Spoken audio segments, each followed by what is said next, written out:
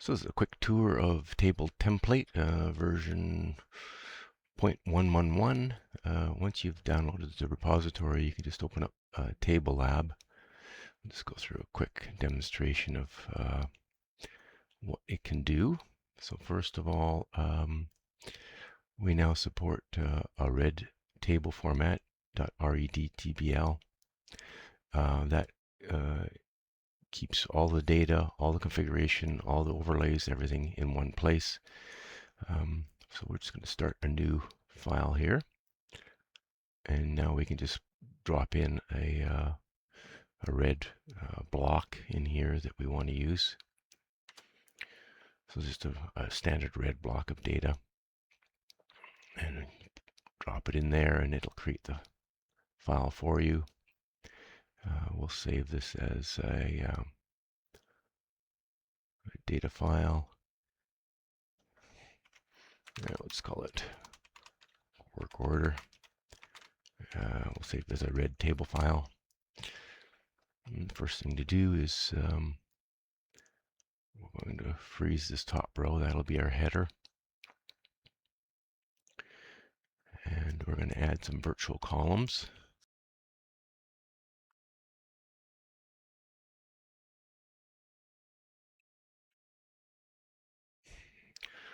I'm going to call this total.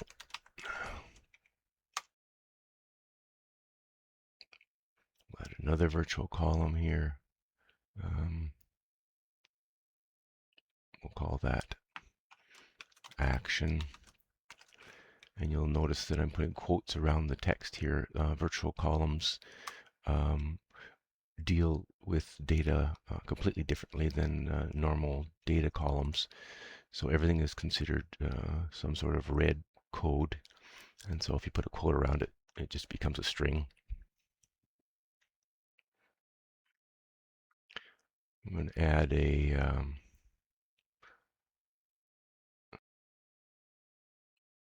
row selected column. And then we're going to also we'll use a pre-built column here. We're going to use a cell button column, which we'll look at a little bit later. I'll just save that file. I'm going to go through and set all the column types. So if you click on table details here, it'll show you, how your table is configured currently. So as we go through and set the column types, we can use that to check our progress. So I'm just going to go through and set some of these columns. I won't bore you with going through all of them here, but suffice to say that I'm just setting them to the correct data types. These columns will be used for calculations, so I want to set them to floats so that our calculations are accurate.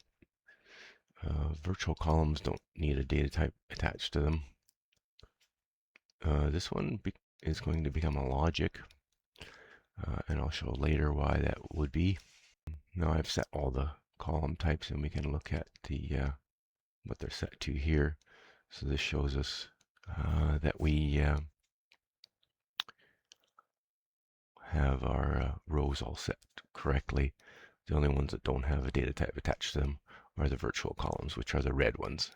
And they're red on purpose so that you know what you're dealing with as you're using the columns. Now we're going to set some defaults for some of these columns. So this particular column, we're going to set it as an auto increment.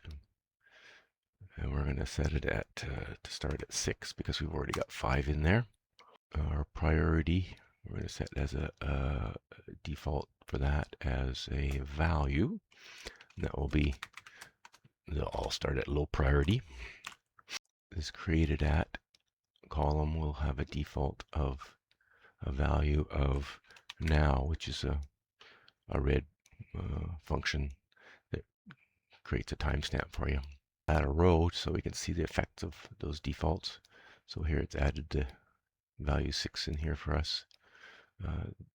These columns with logic they're set to a logic data type, will default to false all the time anyway. We don't have to do anything there. But here our priority is started low. Our date stamp's been dropped in. So the next thing we want to do is set our column names. So just click on any column and pick set column names.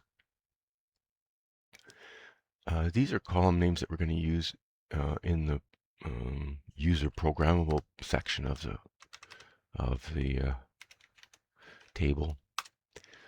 And so these are all permanent column names. So regardless of what these headings show, these column names will should and must stay put and not get changed. So we'll just go with that. So as an example of how those column names are used, we're going to put an overlay on this virtual column, and it's going to be some code. There's a mini context for all the red code that we are using within the table.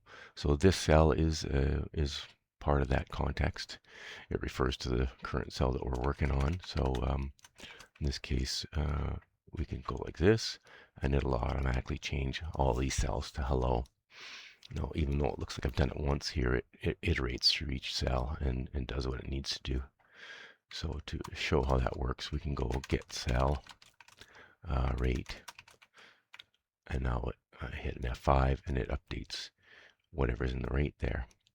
So what we really want in this column is we want to multiply the rate by the estimated hours.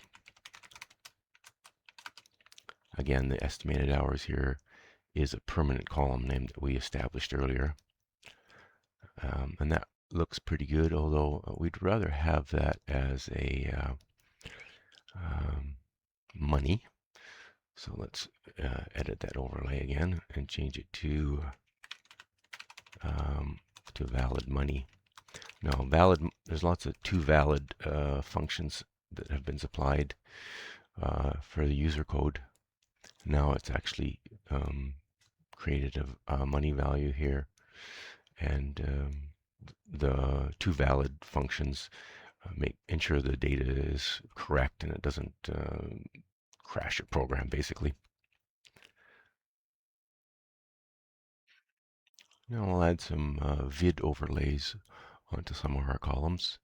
So in this column, we'll apply they're called repeating vid overlays because they take place across the entire column. And in this case, it's a data checkbox for logic, which is what this column is. So it puts in a vid button in here for true false. We have a special overlay for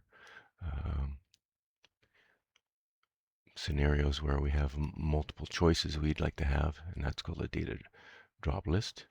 So what it does is it will automatically pull in all the data on that column that's different and create a drop down for you. So you can change these how you want. And this particular drop list also has a menu attached to it. So you right click on the actual button and you get a drop list, and you can edit the items in here. You can remove them and add them. So we'll say we'll add an extreme priority in there. So now we can use that. So I'm going to add a code overlay to this action field.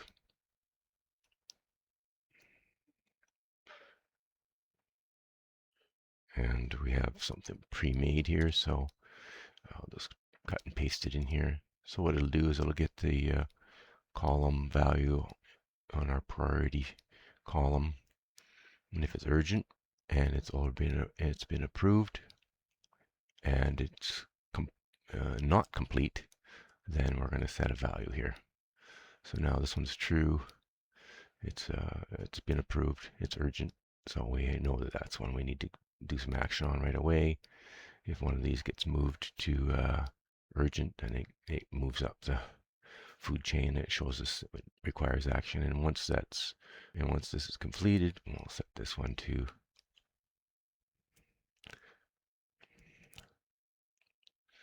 so that's completed. then the action disappears. So now we'll modify this last row here, and we'll just call this work orders. And we'll hit Alt F2 on there.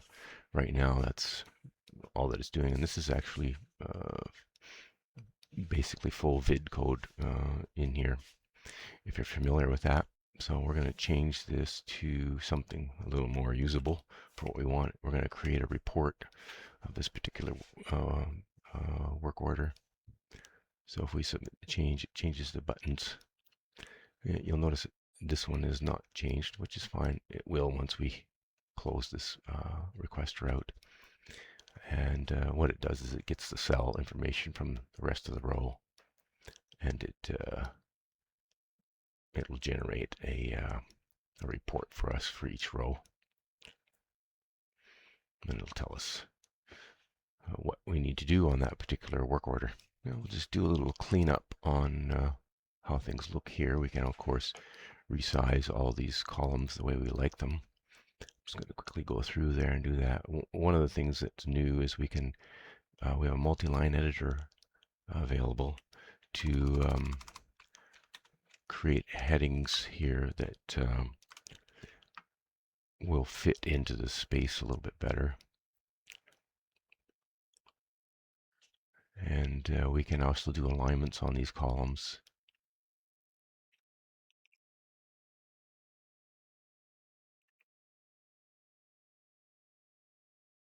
Of course, that's all fairly straightforward. If we add another row here, I just wanted to illustrate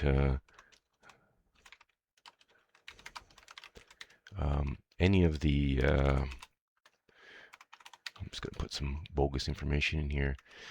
Any of the vid objects are surrounded by these green bars to indicate that it's actually a vid object and not just a normal data cell. So to operate the vid buttons here, if you hit F4 on a drop-down list once, it highlights it, and you hit F4 again, it'll bring the drop-down in, and you can change it to whatever you want. And the same is true if you hit F4 on these logic toggles. And the same for this work order button. It'll generate the report for you. Just one more thing I wanted to illustrate about these drop downs. If you hit F4 once, I can it highlights it, and if I type the first letter, it'll change what that value is in that cell. Of course, if I hit F4 again, then the drop down shows up. So just a little something extra. And also something to watch out for is having the mouse over an active button while you're trying to activate some of the other vid objects. They'll interfere with one another, so it's just best to keep the mouse off of the vid objects while you're using just straight keyboard input.